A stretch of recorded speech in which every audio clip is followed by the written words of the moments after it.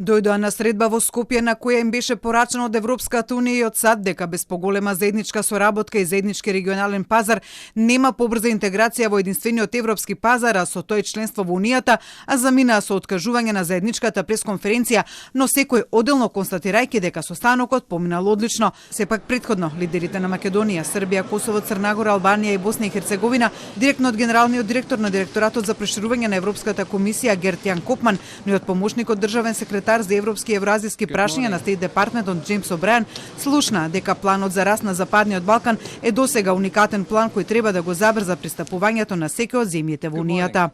Тука логиката вели дека ние ќе ви помогнеме да се интегрирате меѓу себе, додека се интегрирате на внатрешниот пазар. И сметам дека е од апсолутно важно значење, затоа што без таква интеграција во регионот вие едноставно не може да ги искористите доволно придобивките од внатрешниот пазар.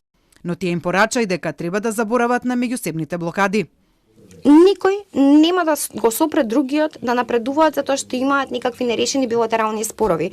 Секоја земја која што ќе се обиде да го направи тоа, ќе се соочи со последици. Но со ова го поставуваме чекорот, ја поставуваме динамиката, мала група земји ќе одлучуваат како ќе напредуваат, а ако некоја земја сака да чека, да наблюдува, тогаш граѓаните на таа земја ќе одлучат дали тие политички лидери се вистинските. О'Брајан на лидерите од регионот им порача дека планот предвидува транспарентен план за тоа кој што ќе треба да исполни, а доколку испораката не стигне, точно ќе се знае кој е за тоа виновен. И Копман и О'Брајан на 6 лидери им рекоа дека ги чека многу работа.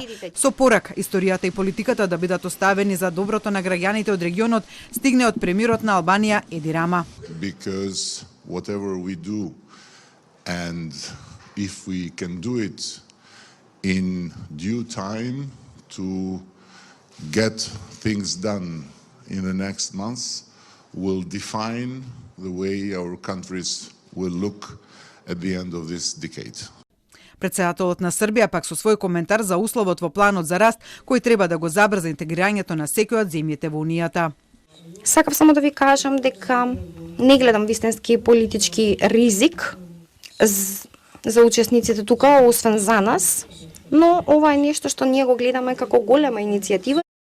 Инаку денеска пред лидерите од регионот беа презентирани детали од планот за раст за поголема интеграција на регионалниот пазар, за побрза интеграција пак на единствениот европски пазар, меѓу кои како клучни беа истакнати намалувањето на давачките за извоз, што би ги намалило трошоците за извоз во висина од 500 милиони евра годишно, но и воспоставување на зелени ленти кои само минатата година на превозниците на земјите од Европската унија им заштедило време во чекање од 20 години. Премиерот Ковачевски планот за раст на Европската унија денеска го оцени како најсериозна политичка подврда за земјите од регионот за нивна европска интеграција.